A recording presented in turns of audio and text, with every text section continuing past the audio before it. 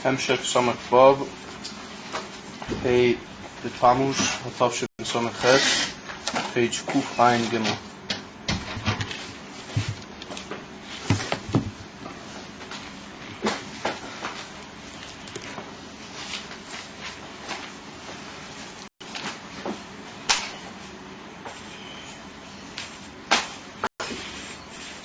So we're holding by Kuf Ein Gimel, the union of the scholar of the Bia Benegir to Oyer and Shefa. Obia Indian, sorry, Glahovin Haefresh, Ben Earl Shefa. Masha Pacifica Kabbalah, Nema Loshen Oyer. Beloshen HaChoikrim, Nema Loshen Shefa.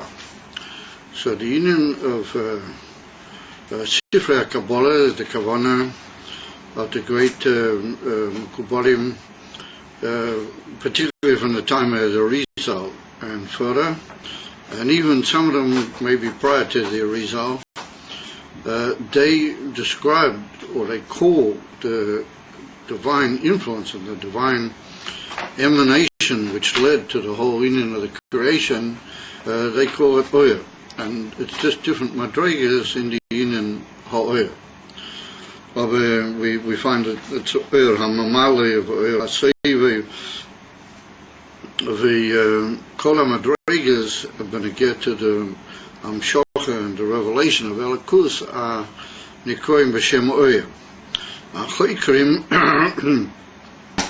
means the great what you might call inquirers or not necessarily b'derech ha'makubal, b'derech ha'kabbalah, b'derech ha'seichel, b'derech what you might call inquiry and analysis of yonim, in order to work out how we can mitzad the nivroim, how we can work out different principles b'negir to Elikus. And they call the divine emanations and the divine influence, milmayla lamata, they call that shefa. That's the lashon that they use. So we need to understand what is the difference between the word oyer, which means light. I mean, the simple purish of oyer means light, which means that it's a ha'ora, a luminescence which goes off from a source of light. But the source of light is called a ma'or, as we've seen already, and therefore the shemesh is called in the shemesh and the areach are called shnei me'oiris gedolim, and then we saw that there was a moya hagod and the moya kotam, but it was after the miut ha'areach, but it's a din from the shemesh and in ha'areach. They're called me'oiris. The union from shefa, or let's say union from influence, the simple touch of the word shefa in English is influence, well, that's a deliberate giving of something in a way that it's a tangible almost matter which comes from the giver to the receiver. Mashenken, it's moving when you talk about oyer, even though oyer has certain effects on the makablim, just like it does from the shemesh. It's not try to say that the shemesh gives the light, or it actually somewhere or another detracts from its own self and gives forth the ayinim. That's the implication of the word shefa. As we're going to see, is that it's like the self giving a certain aspect, or almost a certain tangible entity from itself to the receiver. The ilu oyer doesn't affect that way, even if we'll say that oyer has an effect on the makablim, but it's b'derech mamela. It's not that the oyer busies itself to have that effect, or that the ma'or is busy to give forth the oyer, and therefore it's not busy for sure to give forth the effect which comes from the oyer. Ma'ashekin shefa comes from the union of what we might call preoccupation or busyness on the part of mashpiyah. Hine shefa hu mahus tova ma anishpa v'nimsha. Shefa is a entity. It's a mahus, in other words, a describable and identifiable entity, which is a dova ma. It's a defined and specific entity in its own right. Mashanimsha nishpa v'nimsha, what it goes out from the mashpia, from the source of the shefa, and it's derived from that source into the makabel. Ukemoi, for example, shifas mayim. Like we saw the Lashon occurs in certain places, shifas mayim, the passage of water from one place to another is called the influence of water, or they call it the passage of water itself, shifas mayim. Pain, in reference to what the sea or the oceans in general give forth to Bnei Odom, they give forth to the land around them, or that's called in the pasuk in reference to the brachas of Yankov Avinu, Shefa. Well, actually, that's the brachas at the end of the Torah. Those are the brachas of Moshe Rabbeinu. Shefa Yom. It's written by Zvulun, that he lived at the edge of the sea, and it's written in the Lashon Shefa Yomim Yenoku, that they literally benefited, or they nurtured from the hashpah, from the influence and the benefit of the seas. Shefa Yamim. What that means, that something came out of the sea and benefited the sea. In other words, that the sea gives forth entities which the dry land entities, for example humans, that they benefit and take from that a tangible and understandable or identifiable entity which comes to them. And the same implication of the word shifas mayim, even though that can be called about any, that can be used for any passage of water from one place to the other. But the Nakuda Sainin in that is that the same water that was in one place is nimshah to the other. Even if we don't talk about going downhill, if the water is somehow or another moved by its own motivation or by somebody else, the water is moved from one place to the other, then that's called shifas mayim. And that's the same water that was b'mokim zeh and now finds itself in another place. Therefore, we see that the inyan in these two dugmois, what he brings, that the shifas mayim, that implies that amamoshes, how to call it, a identified mamish tikazach, goes from one place to the other, and shefa yomim implies that it's absorbed by the makabel and becomes part of him. It's a benefit to the makabel. But that's what we saw, the Mila of Zevulun, that he was close to the sea, and therefore he had the benefit and the Mila, that he was able to take all the things that the sea can give. But that indicates that the inyan of shefa, not only the movement, but even mamashi of the entity, but it's being received and absorbed by the makabel also in a real way. That's the pshat shefa yamim. The mayim nimshochim mimokim lamokim, harei mahus hamayim nimshochim v'nigorim mimokim lamokim.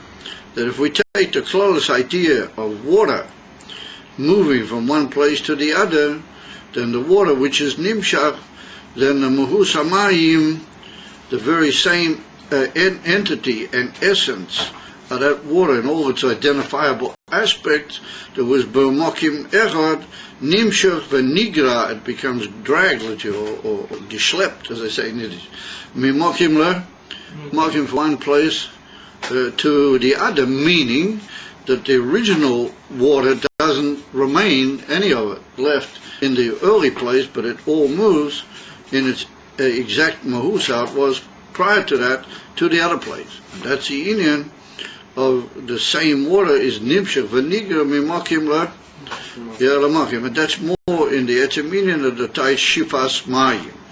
But we saw that the inyan from shefa yomim has got another nakuda to it. Well, that'll come out in the biyah as we go along a bit further. That the inyan is not only that it moves from one place to the other, but it has an effect, and it's absorbed by the makabel. Okay, so that's our inyan gashmi. And therefore the Gemara says in Masechta Tain is a famous lashon that mayim yerdim mimokim gavoyer lemokim nomo. That water goes from a high place to a low place. I mean, the same water that was in the high place goes to the low place. And the Alter Rebbe brings that in Tanya, Perek Daled, in reference to the inyan from Torah. It's also an interesting Nakuda. And all the Gemara brings over there that Dafki, those who are bottled, the people, how they call it, anonim and self-effaced people, bottled, they can mention, then the water's able to, the Torah is able to go from the high place into the low place. But if you hold that you're a high place, then the water, the water of Torah doesn't quite know what to do, and then maybe it runs off you and goes to another place apart from you. However, that's already a musadika, that's already a moral aspect of that Gemara. However, the same basic principle, Mayim Yodim Mimochim Gevay Elohim Noah. Okemakein, says the Rebbe, Bekoiches Haruchniim. Similar it is in the koiches, what the Eibishter gave into the Odom in a form of koiches ruchniim. Now, when we use the expression koiches ruchniim, we've got to be careful how we define it, because in Tanya, when he talks about the koiches ruchniim, the Alter Rebbe, he calls what he calls the Eser koiches, then he means the 10 highly spiritual koiches, Chochmah, Bina, Da'as, and the Sheva Midas. That's what he calls over there, koiches. But here, when he uses the word koiches ruchniim, he's even talking about lower inyonim, what they go into what's called levushim even, but they're also chayes of the nefesh, just as the chayes of the nefesh on a low level, and therefore they're also called koiches ruchniim. And that's in a machshava, dibur, and then you have meiser. What meiser is like a koich, the lowest or least edel and least elevated and least developed of the koiches ruchniim, but it's also a koich ruchni. In other words, the ability to move and to move yourself and to move other entities in a significant way. Well, that's a koich ruchni. In other words, that's a koich nimshach from the nefesh into the eva which caused that particular movement. And therefore it's called a koiches ruchniim, even though bi'ika, the Ika resultant, and the Ika uftu, or what you might call toitzoa, of that particular resultant of that particular koich is a doragashmi. But the koich is be'etzem a koich ruchni. What that comes out of klal, just by the way, so you do in Sedus of be'ika, the mensch is a ruchni. The Ika of the mensch is the nefesh. The guf is only a kli to all the different inyonim the nefesh. And mamela emes, the nefesh wouldn't be able to carry out certain inyonim kumavoy and tani periklam and tayin lamvov. That if it wasn't for the evorim, then the nefesh wouldn't be able to carry out certain inyonim. But what actually causes that carrying out is the nefesh, not the guf mitzadatme is a doime. So man, he's made levitic by the nefesh, and the decisions and the actual carryings out of all the different inyonim are really al-yedei nefesh, and therefore even the simple koiches and the more poshut koiches in the mensch are also called koiches ruchniim. That's what he means here. Kamoy bekoiches haruchniim, kamoy koich hazriko al derech moshel, the power to throw things. K'shazerach even oy tzrer beraglei. Hari nivdo v'nifrash miktas koyach v'chayis mikoyach haregel mislabish beguf adova hanizrach. Here we see a very interesting inyan. That the Rebbe, he's taking an inyan from Zrika, and Zrika means to throw. The word lizrik in Lashon means to throw. And a lot of drushim and in many places in Siddur where we use this mashal, not only for the inyan here, but we also use it when we get to other inyanim, very delicate inyanim in Siddur. We usually give the mashal of the hand, because when you throw, it's much easier and much more common that a person would throw with a lashon that we call zrika, is b'derech klal either with the arm or the hand, or a combination of both of them. And here the Rebbe says the inyan from koyach hazrika, he describes it davke beraglei. So maybe we suggest that the reason why he takes here the inyan because of raglei is he's trying. We're out here to indicate how the lowest of all the koiches in koiches ruchniim, which are those koiches hamasiyim, which have come down all the way even into a Indian like the regil, or nonetheless they have something be'emes ruchnias to give forth. And when they give forth amahus Indian just like a higher Eva would do. In other words, Chiddush being that it's got nothing to do with the, what you might call the, how do you describe it, the echelons of the different koiches. There's a word I can't think of in English. The different or the hierarchy of the different koiches, nor even the koich haki tachtei and the koich haki achrein, which got to do with the regil. If that moves in a certain way, then it gives forth a koich pictures with the hand or the arm or the shoulder, other higher ionim do, and the same Indian can be learned mizer hayad or a regil. But they all have exactly the same descriptive results, notwithstanding which Ava it is.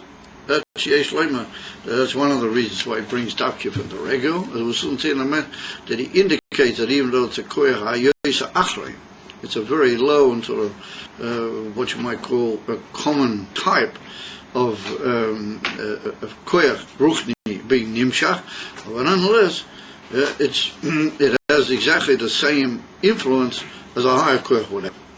Or it's just another possibility why he mentions Dafka Yedinia from Regil, which is unusual. If you look in other drushim, you don't find it. It's in most of the other drushim where it's brought this moshel, it's brought Dafka with the hand. Or her regel, or irag. And it usually talks in the actual description of the moshel about the regel. I'm sorry, about the hand. And here Dafka is an emphasis on the Indian from regel. It's not again in the pshat hador, but it's an interesting Indian. Why would that be the case? So maybe we could say that this b'derech rochik that we find in the Gemara, when you get in the Arba Ovis Nazikin, if you ever learn Baba Kama, but the Gemara talks over there about regil.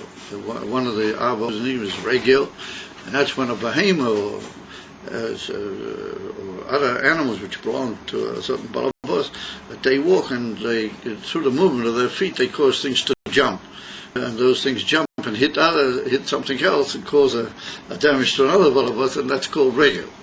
And Mamira, since we're talking about the movement of inyanim from one place to another by jumping or by going up into the air, is that's described in the Gemara, or it has a certain influence or significance in the Gemara under the general term regil rather than yad.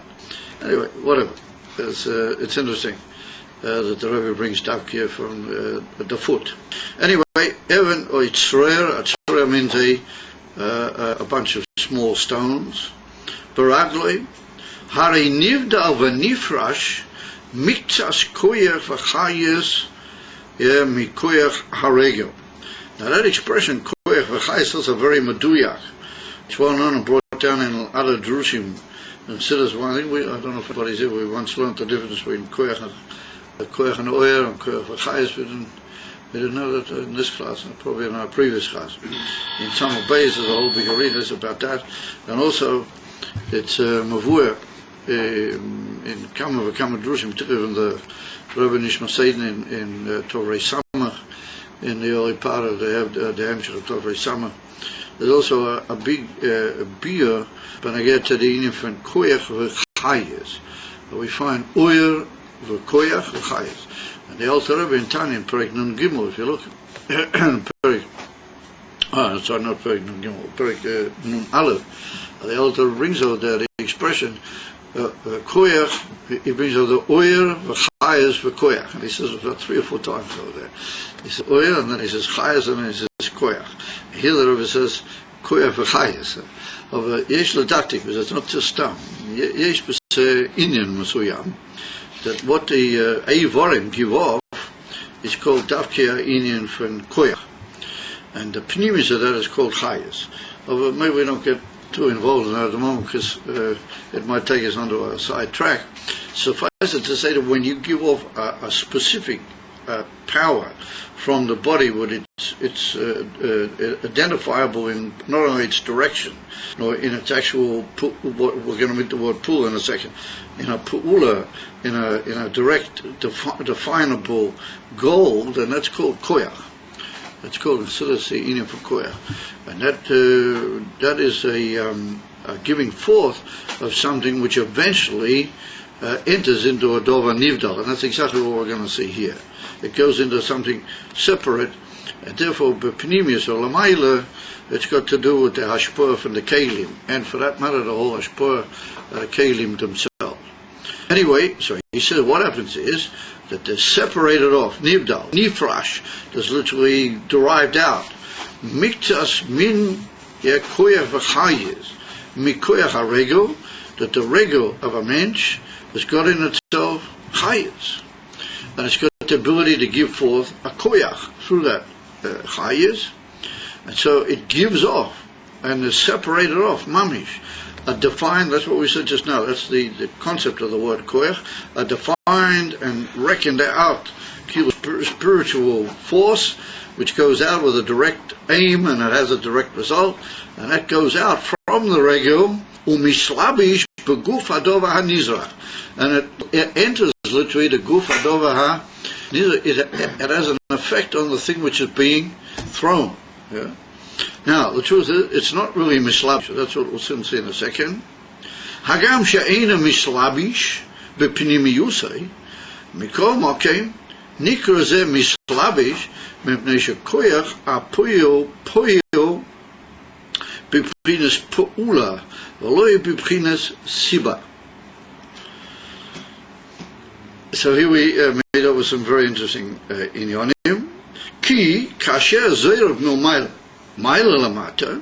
For example, if a mensch were to throw from above downwards, oz pu'ula sazeirach boy rak b'derach siba. Yari hu neifu mi'atzmei v'azeirach hu rak siba sheyipoel. Al etzem and afilu hu mi'atzmei. So we see then that we're talking about pu'ula, the siba, and about islabshus. We've got here about three different terms. Well, we've got to sort of work out what are we talking about. B'derech islabshus means where one koyach elyon is mislabish, enters into koyach tachtin and uses the koyach tachtin in the form of a lavush, never called mitzlabish. In other words, that the koyach elyon doesn't lose its identity mikol v'kol, but it becomes garmented and somehow or another guided and, as you might say, defined or limited by the lavush into which it enters.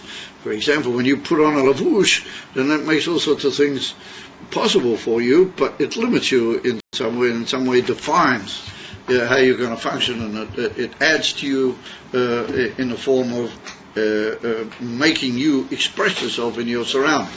Like the old Klal Hazard, that you can't enter a surroundings if you don't have lavushim. That's the way it is. Mashkin and the Indian and lavushim make that possible, but they also, they fit on the guf and in some way limit the body, and in a certain way they also define it or express it.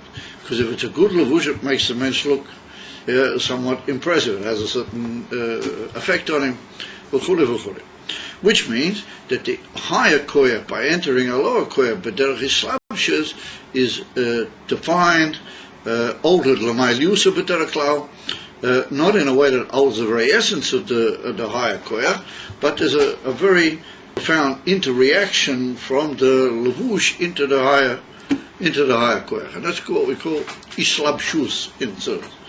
For example, you have the inyan of islabshus, midas b'seichel. We'll see that as we go on a bit further. You can have how a seichel can enter inside a midah and cause the whole midah to alter its whole way of functioning, and the midah becomes like a sort of an ornamental way for the seichel to express itself. But the seichel wouldn't have been able to do that had it not had the midah. So that we see that the emotional traits called the midas, they have the ability to be garments in the way of limiting, but the same time adding a milah and an expression into the surroundings. So it's very similar to the concept of the lavush of a man. So that's also called islabshus. So here says the Rebbe, it's not really islabshus, because what happens is that koyach hazoyrek, which has an effect on the stone and makes it go up into the air, it doesn't enter the stone and become defined by the stone and made special by the stone, etc., etc. It just lifts the stone out of its dormancy. In other words, that normally a stone is a dover shomanucha. It just sits, and as they say in Yiddish, es cheppet sich nicht, es cheppet keinem nicht. It doesn't interfere with itself, doesn't interfere with anybody. It just sits there. For it to go up into the air, that's a shinui in the very essence of what an Evan does by definition. He doesn't go into the air. So what happens is that this koyach hits him and makes him bal kocha go into the, makes him compulsorily go into the air.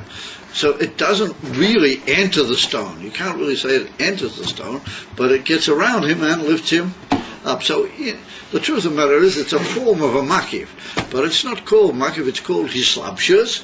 Yeah, why? Because the whole purpose and the whole main aim in us having given forth that koyach is carried out.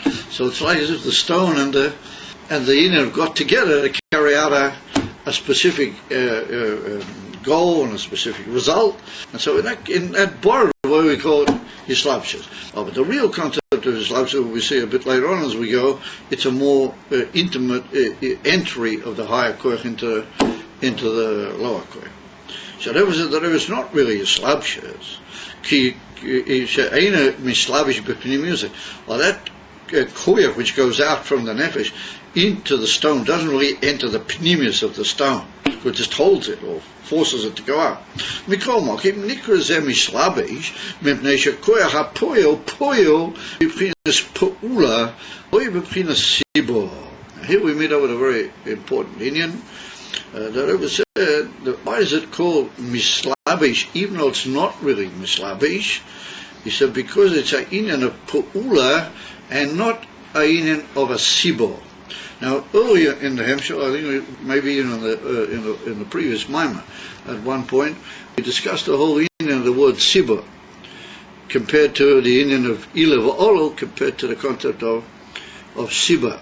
And that's what we find that the Avis is called sometimes Sibas HaSibois, sometimes he's called Ilas HaIlas, with all big discussion that we had in the earlier Maimah.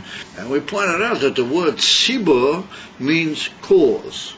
Now the word Ilavol do not mean cause and effect. That's a serious mistake to translate. That was said on many occasions. Ilavol means derivative, that they call it source point and derivative. It doesn't mean cause and effect. The reason we pointed out that a cause is literally maruchak, it's distant from the thing that it causes to happen. It doesn't really have, with the ultimate result, any real connection. It doesn't have any real entry or intimate link with it or anything of that nature at all. In other words, something can happen here, and because that happened over here, something, who knows what happened somewhere else, and that's called a cause. They don't really have any, the sibur is not malubash in the mesuvav, in the effect. He's not malubash in him at all, and the resultant Indian doesn't really have anything to do with him directly or identifiably, only that you can trace back and say, because that happened, that's why this happened. So that was the Rebbe. If you got Evan, then sometimes the relationship of the koyach that goes out from the mensch to a Evan can be a siba, or it can be what we call it can be a pa'ula. So therefore said the Rebbe, in this particular case, when a mensch moves the Evan b'derech zrika milmata la'mayla, that's called a piula. We're going to see in a minute, if he moves it milmata la'mata, he just pushes it over the edge of a cliff, or he just held it above a certain area and then he just let his hand go and it fell, then that's not called a piula. And the fact that the stone eventually reached down in the chasm somewhere and hit the ground, that's not a pu'ula on the part of a mensch. His having let it go is only called a cause, a siba. In other words, it wouldn't have fallen there had he not let it go. But the falling down there doesn't have any direct connection with his hand anymore. He was a kol kesher, and his hand doesn't affect that. Now, what affects it is what we call gravity. What's called in koach hakvedus. Anything gravity, well, that's what causes it to fall. That's called a siba. A pu'ula is from the word poel. Now, it's put in the Sifrei, even in the Sifrei Adiktuk, because the word for a bu'av is a poel. And a poel also means a worker, because somebody who does a job for you is called a poel. Therefore, the inyan of a pu'ula is where something is nimshach from the koyach of the poel into that inyan, and when the resultant is finished, then you see the koyach of that person in the resultant, or that force which brought it about. And therefore you connect the two, and you say, oh, you see that? That's his koyach. If it weren't for that koyach, then that wouldn't have been kach v'kach the case. And therefore, pu'ula means where something is nimshach in the form of a mamish, an identifiable giving of strength or giving of ability from the makir into a certain inyan, and it affects it in such a way that it enters in the form of islabshus into that thing, so that the resultant can't possibly be without the poyo. It's not able to be described, the whole result, if not the poyo being present there the whole time. I think where he just caused it to fall off the edge, you don't see his being there when it hits the ground. But in the inyan from Pu'ula, you see the koya which went out from him the whole time. V'hainu, when it's going up in the air, everybody said, what's that stone doing in the air? Well, that stone doesn't go into the air, what's it doing? So everybody said, oh, you know what? Ploini's foot went into that stone, and the koyach that his foot put into it is holding it. And depending on how much energy he put in, then that's how far it goes. And once the energy he put in drops out, in other words, when that interconnection between the two ceases because of his lack of koyach anymore, meaning what he put in at the beginning, I mean. But when I say lack of koyach, if he's a big kicker, then he can kick it very high. If he's not such a big kicker, then he doesn't kick it very high. So you can even see what sort of a koyach that is, and you can even see what sort of a mensch that is from the way it flies through the air, because without the intimate connection of the two, it wouldn't do that. And the result, which means the actual flying, is directly connected and the whole time intimately connected with the poel. And therefore that's called a pu'ula. And therefore any pu'ula means that you've given out of yourself into something else, and it's there, and it has to continuously act in the pu'ula. If for some reason it stops, ois pu'ula. No pu'ula anymore. So just to show you how real that is, it's brought down in certain Maimoret Siddhas that the Mezritcher Magid, you know the famous story? Which one? Huh? Which one? So the famous story with the Mezritcher Magid, that he saw once, somebody showed him a model of a ship. You know, just by the way, it's another story within the story. You know, the Rebbe Marash made a model of a ship, you know the man. I think it was maybe more than one. And there was one that was in the family. The Rebbeim had it until the Russians never got into Lubavitch, and then and the Rebbe fled by train, and then it got lost. Maybe since Pink was the event. But there were two ships, beautiful sailing ships, mamish, unbelievably delicate models of ships that were made by the Rebbe Marash. Yeah. Al Chapanim is in. He also wrote a Megillah, the Rebbe Marash. He was a Sefer. He wrote I think more than one Megillah. That was also in the, and it could be that maybe that's still exists. I don't know. But if it does, then it's in the library. The Rebbe didn't have the right to actually take it out whenever he wanted or use it, because he didn't do it. He didn't feel he did. Or Pink was. But the Rebbe didn't actually use that Megillah. But I think it could be that one of those Megillahs that's still in the hands of Lubavitch. Anyway, whatever. So the Mezritcher Magid, he once saw a model of a ship. Somebody showed him a model of a ship and praised it. Said, you know, it's a very beautiful model. So the Magid looked at it. He said, yes, it is. Very, very, very. He said, it's a shame that the guy only had one eye. It's Rahmanis. The guy only had one eye. So I said, Rebbe, how'd you know that? How did you know the guy who made it only had one eye? So he said, because in every pu'ula, in every dover, then the person's, the prayer for the person's nefesh is mislavish. You remember, the more he puts into it, the more it's visible in what he does, his, what you might call his whole ruchnistic makeup. So he said he put so much effort into that ship that not just the shocher, the koyach ha'pa'ula from him, but a lot of his nefesh went into it. And he said it so happens that he only had one eye. So because that's the message you make. Anyway, in other words, he was able to see what sort of a person.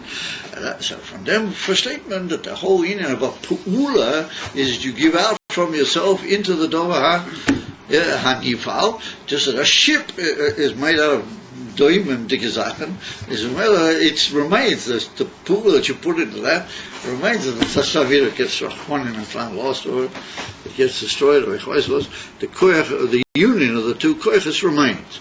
However, the whole union with the flying of a stone is a different union, because that's a door which is heipach teva ha'ilam. Imam Melech can only hold as long as the strength of the person that he put into it. And therefore, we can also tell from that whether he's a strong person, whether he's a weaker person, whether he knows how to throw, he doesn't know how to throw, or to kick or whatever. I suppose the same with a football. I mean, after all, a football is also the same. Somebody kicks it with his foot and it flies up into the air. Heipach kveidus for heipach menuchas oilam. That's the union of a pu'ula. Well, we see the difference from pu'ula of a sibah. Now get that clear. It's a very important difference for you to know. With the example of throwing something, would it? Yeah, exactly the same. No, but when it's flying up, it would be a pu'ula, and when it's going down, it would be already a... Yeah, when it's going down, that's really nothing. That's just that everything is stopped, the pu'ula is stopped, then the kveidus ha'olam just takes over. In other words, once it stops, the power of the Zoyrek, and it falls, that's not really anything. It's only the power of gravity. Not even a cause or anything? You don't even call it a cause or anything? Or? No. That's not even a sibah. I mean, that's just a fact. So when the power of the pu'ula ceases, so then gravity just takes hold of it. In the case of a sibah, he at least did something which brought it to that fall. There, he didn't do anything. I mean, I suppose you could say if it hadn't put it in the air, it wouldn't have fallen, but that's irrelevant really to the whole thing. Edify? Says the Rebbe, this is the inyan of Pula v'Siba. Yeah, poyo by b'chinas Pula, loy b'chinas Siba. Ki, now he explains, ki is a lesson of giving time. Ka'asher zayrav mil maila lamata, when he throws from below, from above downwards, os piulas hazayrak boy rapaderach Siba. Really, the pu'ula of the Zerek is not really a pu'ula, it's only a inyan from Siba. Shaharehu noif mi'atzmei, va'azerehu rach Siba she'ipol. Really, the stone's going to fall below him. He's just a cause that it reached a certain point where it can fall. Aval etzem anafilahu mi'atzmei, the very falling is mi'atzmei, from its own self. Now, its own self means its relationship with gravity. Mi'atzmei meaning its connection with gravity. V'yochel liyesh b'zeh gam kein pu'ula. There can also be a pu'ula in the milmaila lamata. For example, v'hu shemapiloi b'koyach. Mikol mokim ein zeh pu'ula. He said even if he does put in a little bit of pu'ula, dahainu, he threw it. He threw it from above. He gave it a stoop together with, or a throw, together with letting it go down.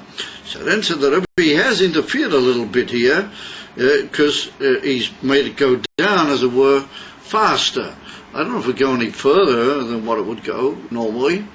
but it probably goes a bit more with acceleration at the beginning, at least. It probably goes more powerfully. Mikol mokim is a piyula. So the Rebbe, that's called a piyula, but it's not really the emes in him from piyula. Because even though he made it go a little bit more swiftly at the beginning, but really what is really affecting it is the koyach of gravity. It's not really his power. Or also something that he throws it down like, at an angle. F? That if he throws it down like not straight down, he throws it. If he threw it out like that into the air and then later it fell, then it could be then it would, because then he's thrown it in a certain direction. I mean, it doesn't have to be always into the heights. I mean, you can throw at a level not far from the level of the earth. I mean, you can throw a thing, how do you call it, almost horizontally. So similarly, you could throw it in a parabola like that out into the air. Yeah, then there would be part of it which would be a pu'ula. And when his pu'ula ceased and it fell, that's not even a sibba b'klal. That's godness. That's just the edge of gravity itself. I mean, that would be just like throwing at milmata l'mayla. In all intents and purposes.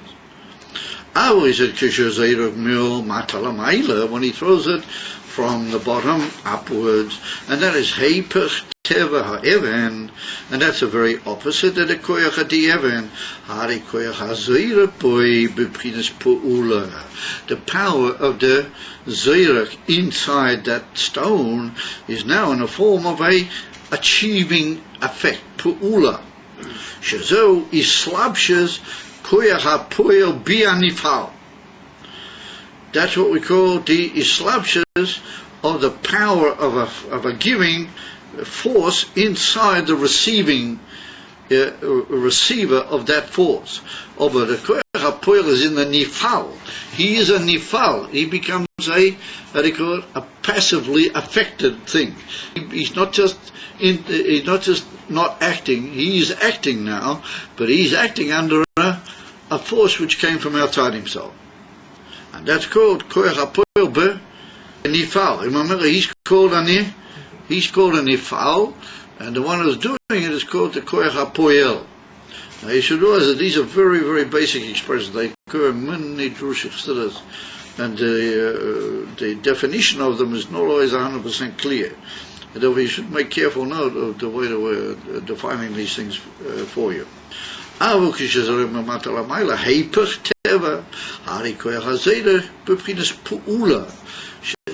islabshes koyach ha'poel bi'anifu, sharei teva even lipel lamata. The teva, the stone, is just to go downwards. Omechamas ha'koyach ha'nivdal mi'aregel. And due to this power which has come out and separated itself off from the regel, Yizrek or Evan Hakbo Lamayla, it will cause the Evan to be thrown high into the upperness. Hagbo means high. It's from the word Lahagbia, but it's like a sort of a noun here. It's not the verb to elevate. Hakbo Lamayla meaning going up into. It's something similar to when somebody lifts up the Sefer Torah, you describe it as getting Hagba. Hagba means the elevation of something. Yeah, so he goes Hagba l'mayla, va'koyach, and that power which has gone out of the regel, noisoi ba'avir, va'enoi matnichoi lipoil. Now that's the whole secret. In the case where it falls by gravity anyway, why is it only a simba? Because what actually makes it fall is gravity. It's not him. He's not having any effect on it at all. And even when he threw it a little bit harder, so of course he's only just, as it were, being mazarish, as you might take gravity. He's helped gravity a little bit at the beginning. But really what causes the whole thing is the gravity. Mashinkin here, in the case where he throws mil matalamayla, then that koyach, or that's what elevates it, and it doesn't allow it to fall. Va'ena manichai lipoel. And Mamir come to say that every second, or that koyach that he put into it is acting neged teva ha'olam, as if it's acting neged teva ha'olam, that every moment it's achieving something. Now that's brought down in Siddur in many places when I get to the whole concept of Bria Yesh Mi'ayin. Are you aware of that? that this whole moshel of Zriko, of Milmata Lamaila, is a form of moshel for the concept of Bria Yesh Me'ayin. Meaning that if you make a genuine shinui, a genuine door, which is Eipach HaRogim, a Eipach HaNormali, as you might say, and it's acting then only the koil which made that a chidush, which made it a new thing, Eipach HaNormali, as long as that's in it, then it'll be there. If not, it won't be there, because it has no reason, according to the normal rules that we know, that it should be like that. The same with Yesh Mi'ayin. The Eibusher made a thing which has no connection, no reason why it should be there. As long as that thing's in it, it'll be there. But if not, it'll just automatically become Ayin Vo Cholila V'chaz. We're not heading for Ayin Vo Efes, we're heading for the Yeshua Amiti. We're heading for the Gila of the Yeshua Amiti. Aren't we? Huh? We hope so. What do you mean we hope so? I hope so. Also we hope that people will get up on time and they'll daven on time and also do all sorts of good things that they should do on time. We also hope that. So anyway, what did he say? So the Rebbe says, so then the koyach adazayirach is in a form of Pa'ula. And that's what we call Islapshis Koyach HaPoel Benifo.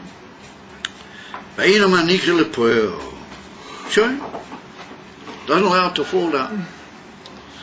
V'yaf Shaharegel Kfar Hunak Bim Koymai. Here's an interesting one. The Rebbe said, even though the regel's gone back to its place, the thing is still flying through the air, and his regel's gone back to where it was before.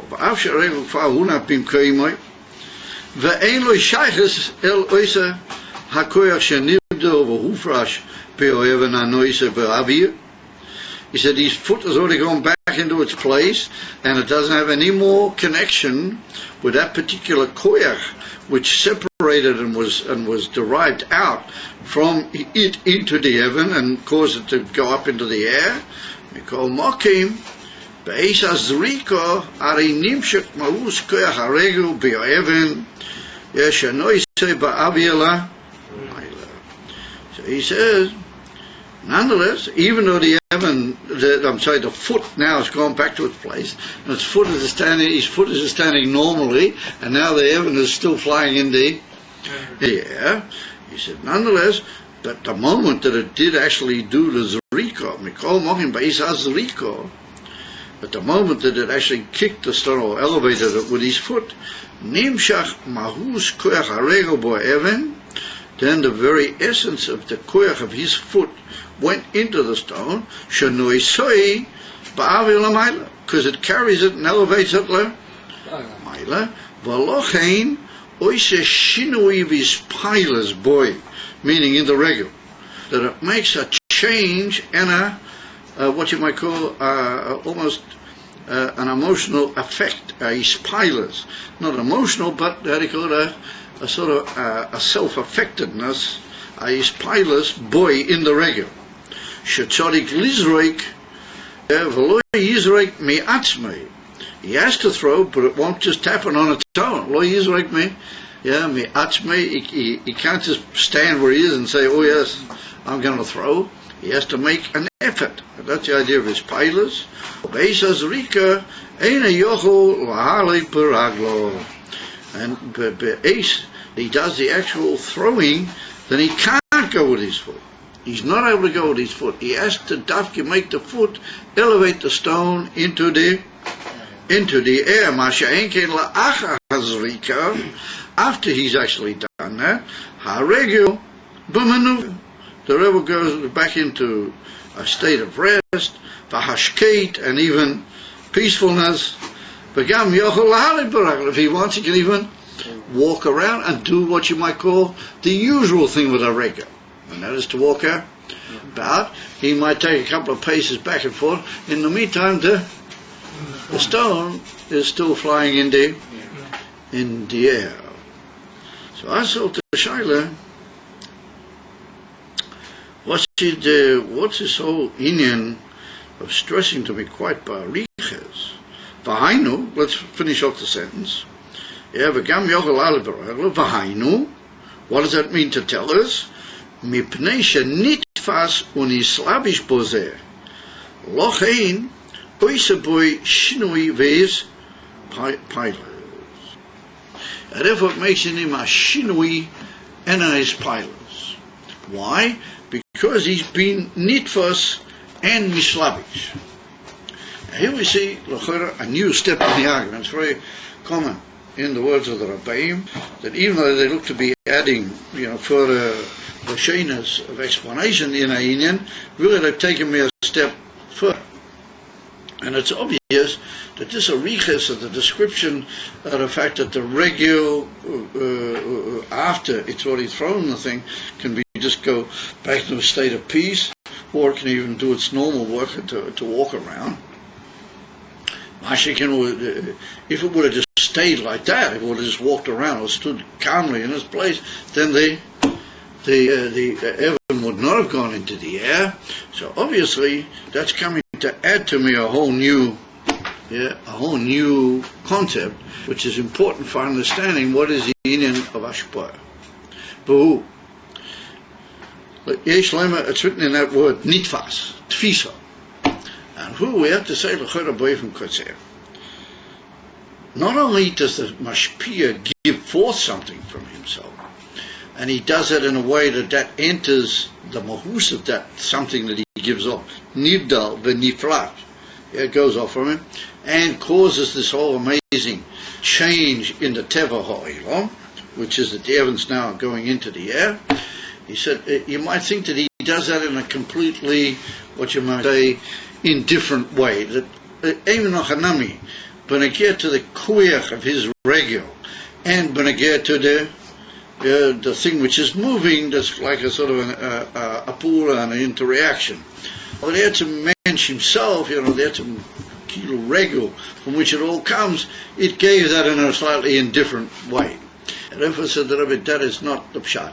That a pula means that he who does it actually becomes nitfas. He becomes grasped in such a way that Bo'isa Hazman, he's not at all like what he usually is. And that's why he goes into an arichas that he says that after all happened and the regals not went back to being like it was. But had that he just stayed that way, then the stone would have never moved, which means that he has got to enter into a situation where he's affected by this whole inyan. There's what we call a shinui and a ispilers. Dainu, for a moment that he kicks the stone, and we'll see in other forms of mashpah which are more spiritual, can even be for quite a length of time, the mashpia becomes nitfas, and what we call in Russian Kodesh mutrad. He becomes preoccupied, which means that he's not the same as he was before, and he's not the same as what he's going to be after. He's a different, what you might call poel. He's a different poel because he's now busy to make something occur, and he is completely governed by that. And he cannot go and act the way he normally does. He can't even do what a regular would normally do, that he's carrying out that pula. Which means that in some way he has reacted to this concept of wanting to throw the stone. He's had to make a change in his own self, and he's, as it were, affected by the fact that he wanted that stone to move. Dainu, he can't possibly do what he normally does. At that particular moment, and however long it takes to move that stone into the air, he is busy v'mutrad in that inyan. And therefore the Rebbe goes in to say, look at him. Before he did it, he's in a state of manucha. After he did it, even, but that's even more chiddush, he just goes back to the way he was. But that would never make it move. So what made it move was that he changed himself. He went out of his normal situation, which is normally the state of a foot, even when he get to halicha. It's not halicha at all. It's another Indian altogether, which means that the doer, the poel, has become completely centered in that action, in the sense that he can't possibly be any other way. He's got to be dafka that way that will cause the stone to move. He's got to make a kick with his foot, which is a very specific and demanding effort on his part, which he is completely bound up in. That when I say he, maybe not his highest koiches, but to a certain extent, even his seichel is a little bit affected, and other inyanim have affected him to do that. He is now, how do we call it, nitfas. He's caught in that particular inyan. Once it's been achieved, then he can go back to the way he was, and then it's not noticeable. Of a b'shas ma'aser, he's a completely different being, meaning that he has reacted to that situation. That situation has caused in him what we call a hispilus. And the truth of the matter is, it's even a certain emotional hispilus, because it's brought down and said that you don't do anything unless you have a motivation to do it, meaning that you've got some middle, albeit maybe a very simple middle in the case of kicking a stone or throwing it up with your foot. There may not be something tremendously but there's some Indian in you which is motivating you to do that. There's some, what you might call geschmack, or some sort of Indian. In the sense that he likes doing that, or all of a sudden he has a feeling that he wants to do that. Something is motivating him, which means that he is not the same person that he was before, or what he is afterwards.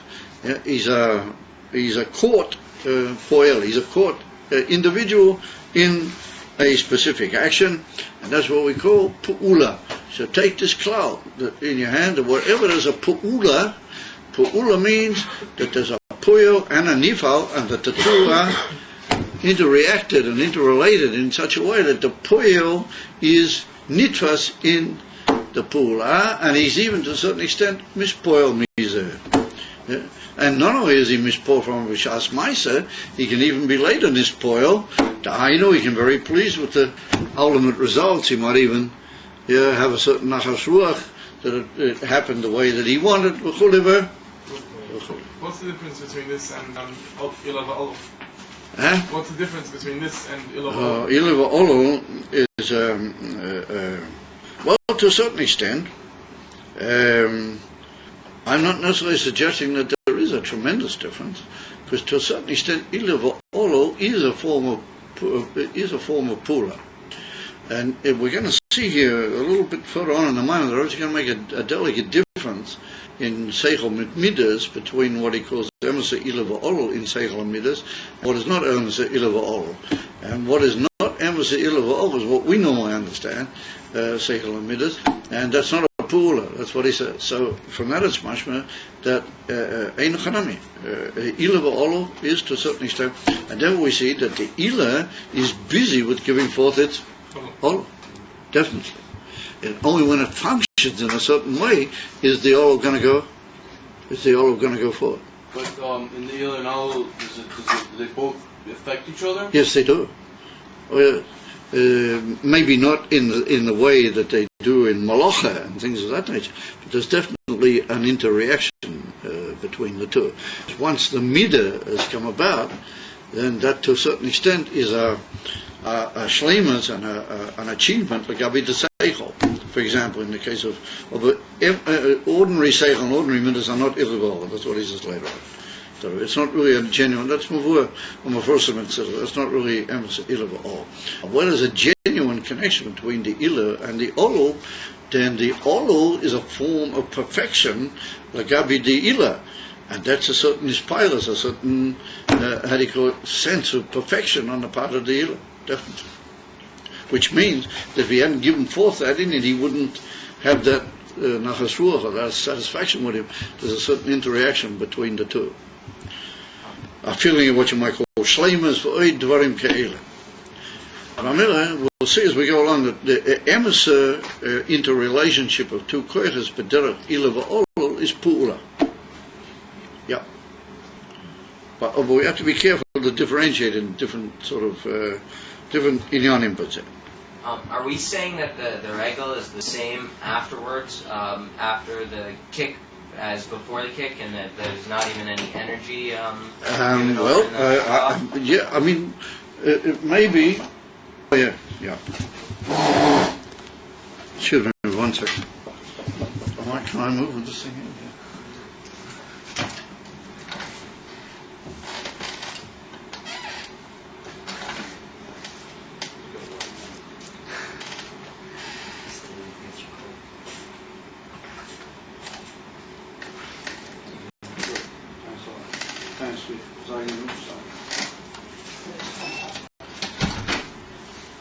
That's the tachlis to do Somebody gave some money for the issue. This is the tachlis. This is the Pula. Anyway, back to our thing. What you asking? You're saying, is there like a permanent shinui in the regel? Well, you see, that could in the etzem musig of the inim we don't have to say that. But it's not completely out of any question that there could be a roishim. For example, let's say he damaged himself with the stone, or let's say he caused a mark on his regel or something of that. So then it could be nisha a certain roishim. But in the etzem concept of the union, we don't need to say that. That's not muchrak to the whole concept. The ik is the b'shas ma'aser. Ik is the shin of b'shas ma'aser. So therefore, comes along the Rebbe, and he introduces me then to this whole idea that a poel and a pe'ula means that the poel has become involved in such a way that he's changed himself, he's altered at that moment, and therefore he's caught up, he can't possibly. And this is the old, once again, it borders on the old cloud that you can't do two things at once. If you're busy with a certain union and you're what was called malubish bezeh, then you can't be busy with something else unless you're a tremendously practiced and great person. They say about the Alter Rebbe, who was it? They say that he could sort of do two things. He could sort of be busy with a certain Indian and understanding he could even say something.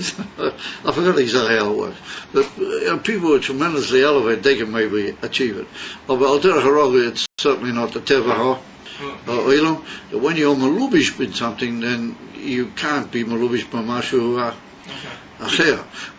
What we're going to do with the inif and oyer, we're going to draw a huge difference between this and oyer. Oyer shines everywhere at the same time, doesn't it? It's the famous old mashal that oil can shine on a rubbish tip at the very same moment that it shines on the king's palace. It doesn't really matter to the oil one way or the other, because it's not malubish, it's not nitfas. Over here, the mensch is caught up, and since he's caught up, then there's an effect. One way or another, he's different than what he was. As if he's different, then that means he's altered in his essence, and that's called his pilots.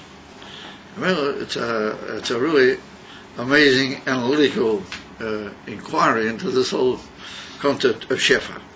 So there was the Rebbe, Klolos Koya, Hazrika. Oh, here we come to another nekuda. Klolos Koya Hazrika, who Koya Hayoisa Achrei, who Pinas Haora Mitzumtzemes Mioid, Umikol Mokim Guf Umahus Haora Nimshuk Bazeh. Now, with that, the Rebbe is warning another zach. You could look at a taina. What is koyach hazrika? Koyach hazrika is mamish gornish. Maisa is of all the koyachas of the Rebbe is the lowest. First we go through seichel, and then midas, and then dibur, machshava, and then dibur, and then we get to Maisa. And in Maisa Gufa, just flipping the foot is a very cutaneous, not very elevated, not very reckoned thing. Maybe we could say that doesn't have any real reference. It's just like a thing can happen, but there are mamela. It doesn't in any way say that the poel is nitfas v'chule v'chule. And therefore said the Rebbe, emes, that's true, that the koyach hazrika is a koyach hayoisa achroin. It's the lowest and less what you might call ornamental of all of the, or ruchnias of all the koyachas, even though it's ruchni, as we pointed out at the beginning. Nonetheless, said the Rebbe, the inyan is that each koyach on its own level And he said, even that koyach hazrika, even though compared to your ability to understand a Tosafos or something, the koyach hazrika and the koyach haseichel, there's a tremendous nafkamina bein zeh. However, he said that what happens is, and that's only a ha'ora mea nefesh, it's only a levush to the nefesh, v'chulu. But he said that particular inyan is nimshel b'muhusay, k'moy shehu. It's the etzim koyach goes out into the pu'ula. So he said, at least legabi that, you're nitfas. So einach hanami, you're only nitfas on a very low level. It ever could be that the mention that he threw the thing with his stone, that in his seichel einach hanami, he might be able to be misbeinen b'mashu acher if he was a very practiced individual. Of a sof legabi that koyach, the etzim koyach has gone out and been mislavish, and therefore indirectly, how do they say in Yiddish, vi, one way or the other, the mensch is involved. He becomes involved and nitfas in that inyan, because despite the fact that it's a low koyach, but the very essence of that ha'ora goes out and is nimshuk b'zer. We showed up here several inyanim. We've showed up the whole idea of Sibba and Pula. We've showed up the whole concept of how a Puel acts towards the Pula, that he gives off something mamoshes from himself into the Pula, and that Pula becomes, and as we'll see, that Koloid, that it's possible for that Pula to be in the Nifal, it remains with him. It remains with him till such time that it ceases. So we're going to see in Ruchnias, for example, there are certain things that you can give a person that they'll remain with him forever. Because in Ruchnias, it's not so much shayt, there's the whole idea of the koyach stopping after a certain point. Mashiach in Gashmis, even though it's a spiritual koyach, but it's limited by the fact that it's coming from a Gashmistic mokeh. Therefore, it can only last for a certain time. But as long as it's there, then the thing, the zach klappt, as they say, the thing is happening. Come on here. That's the union of koyach hapoel ben nifal. So now says the Rebbe, Kamoy came, where are we? Yeah, Kamoy came, koyach haseichel. Similarly is now, if we go from the other end, from one end of the mensch to the other. In other words, now we've been within his foot, in the infant regil. Now we'll go up even into the union of the rosh and the moyach. Well, that's the union from seichel. He said there's also an inyan in seichel of shefa, that the mensch gives over into a second being, a inyan from seichel, in a way that he gives out a mahus tova, and that goes into the other person, and b'shas ma'aseh he's busy with that, and he becomes nitfus b'zer, and the thing remains all in on him, but in a much higher and more delicate way, how it is what we call hashpoes haseichel. Or kamoy came b'koyach haseichel, kamoy hashpoes haseichel min haravila. Talmud, like the effect of seichel from a teacher into a Talmud. Hine agam de klolos in hashpoes haseichel hu ha'ora leva. It's also true. There's other things in the nefesh apart from seichel. There's chai yechida and there's etzem nefesh.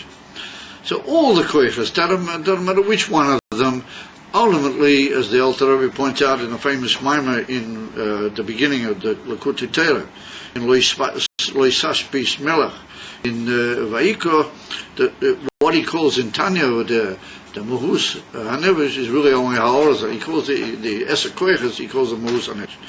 So the Alter Rebbe points out that that's only a relative term. Because really, the koyachas are themselves also only a ha'ora, so they're also, even your seichel is not your very essence, it's also a ha'ora. You do a efresh pain, ashpoas ha'seichel ashpoa lahoilid, yeah, bedoime.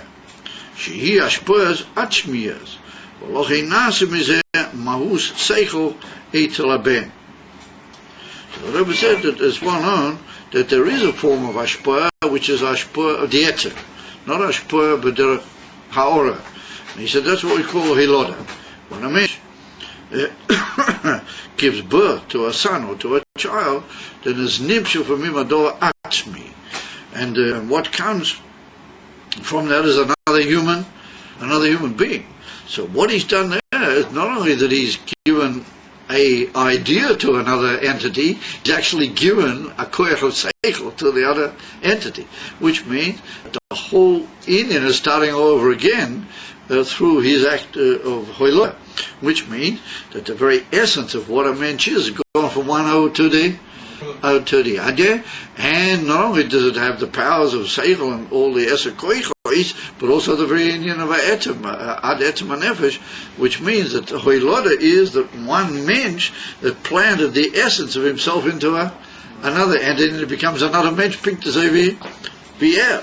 That's called the infant ashpoah l'hoili. And remember, that's not a inin al derech harogil. That's not the normal concept of ashpoah, but it's a very wondrous idea of ashpoah. But he said we're trying to bring a dogma from the ashpoah of seichel. And therefore he said ashpoah from seichel is only ha'ora. Mashinkin hoiloda is ashpoah of the very essence. The union of birth is ashpoah of the very essence, because it brings about bedoime. He gets a human being just like he is. Shehi ashpoah achmias. That's the very giving forth of the etem. He gives him not only just a ha'ora from his seichel, but he gives him the actual koyach ha'seichel. He actually brings about a naya mensch with seichel. Ma'ashenken is the ashpoah ha'seichel. When you give seichel to somebody else, hu rach ha'ora le vad keina mohus v'atzmius sichloi mamish. It's not only not mohus v'atzmius of the mensch, it's not even mohus v'atzmius sichloi. As the one, you can't give over to somebody the way you really understand something in your own self, and with all the profundity that you understand it. It takes a long, tremendously difficult task for a mensch to give out everything that he has by himself. When he gives over to a second person, even though he may be telling him with all the profundity that he can master, it's also only a ha'ora lava. Well, kiyadua, I have fresh, bein ashpoah sa'seichel, I'm sorry, harehu ha'ora lava, she'ena mohus v'atzmas sichloi. It's not even the mohus v'atzmas v'seichel. ולכן דווקא כאשר התלמיד הוא בעל שכל בעצמי, אז הרי הוא מסלמד על ידי זה. אבל כשאין לו שכל מעצמי, לא יהיו אלה כלל השפעות עליו. Therefore he said, since you are only giving a horror from your seichel, he said, therefore the one you're giving it to, he's got to have seichel.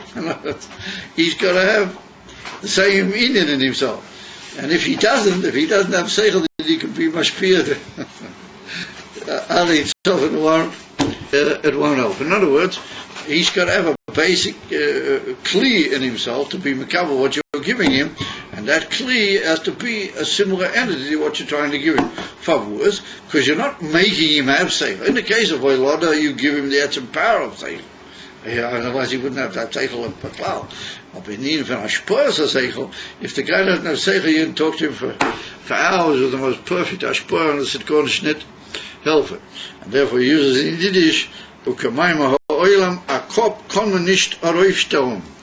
said in the well-known statement of the world that you can't make a head by somebody. Either he's got a head or he doesn't. You can't put a head up on him. You can't. In other words, if he has seichel, is good. If he doesn't, you can't make him have seichel. In other words, that the whole infant ha'ora, albeit it's a ha'ora from a very high koyach of seichel, it has to have a certain kli which is me'ain, what you're giving. Ta'ainu seichel, but if there's no seichel, then you talk into the luft. Oba, once there is seichel on the part of the mekabel, then he gets your seichel, and what you've given him is a part of your own self. It's mamish a part of your own seichel, and it goes into him, and it remains with him. We're going to see as we go along here, it remains with him adle netzach afila. It remains with him toich. And it's somewhat of interest that we happen to finish on this particular point, because I've been a bit sort of mavul that I haven't been so clear in my inyanim, because I heard to my great sorrow that one of my great teachers in Australia passed away. He heard about Rav Yitzchak Grona. Yeah. So it was very maval for me to hear, I think, of that nature, because I learned a lot from him. I was very close to him at one stage. Is upon him, it's interesting, that's how we happened to, I didn't intend to finish on that note, but that's the way it came out. Is Bamela Hashem, she was going to take of Miyad, Maspik Mikol Dvarim Ha'ila, and take Miyad, which should be Zecher to the Indian of Tchias Amazing Kipshute, Mamish, Pashtas, Kipshute. So listen, because of that and because I don't want to hold the guys up after tomorrow, I'm just going to make a quick announcement now. I meant to do it earlier, but that's the way things go. It'll only take a couple of minutes. We're hoping to make a nice deal for you guys. We're leaving early Friday morning, and we've been Shabbos, the whole Shabbos and Tzfas. And Motzei Shabbos you're going out somewhere to sleep for Chayzid, in there. And Sunday you're going on to the Golan and the Chayzid, all good to the Zach. However, it costs a huge amount of money. And it's very, very difficult to get it, but I hope to get to it. However, we feel that it's only fair that we ask that the bottom should be mishtatev. Each one should pay a little something. Because if you were to go away for that weekend, I don't pay everybody's pocket money. Because if they go away for the weekend, they would have anyway given something. And it's going to cost mamish several $1,000s, even though the dollar is very low and the prices are all going up. So it's really going to cost me a big sum of money, this whole trip. So therefore, I'd like to ask everybody to try and put in 150 shekels of their own money. That'll pay maybe less than a fifth. Less than a fifth of the amount that I need to cover the whole trip. A lot less than a fifth. But at least it'll help. So those who say they don't have money, then, I don't know what we'll do with them. They'll have to come and talk with me, or we'll see what to do. But I feel it's a pretty fair amount. Nowadays, $150 is, not really very much money. It's not probably if you go away for a weekend, you only give out something like that. If you go to Yerushalayim and knock around a bit and come back and all the rest of it, you probably give out 100 shekels. So that's what I'd like it. So I was going to announce it after tomorrow, but the guys are all very anxious to get back, and I understand that after tomorrow. So would you guys please give it around? Give it around in a nice way. And we want everybody to be makabel. When we send you on other trips, probably we won't ask for a ishtakfut. But this is such a massive thing. It's, for example, just the buses, and it cost me about $2,500. Just the buses. Yeah. Yes, that's the way the matzav is. The whole situation is just going more and more crazy as the days go by. It's just spiraling. So I don't know. The Eibush knows, and Malach Mashiach knows that he's got to come. You can't leave the matzav like that. So please give the word around. If somebody just mamish doesn't have money and there's no way that he can pay anything like that, or even agree to give me when he has, or it was, then I'll be able to talk and see what to do. Okay? Could you please get the message around to all the guys? I don't want to hold them up after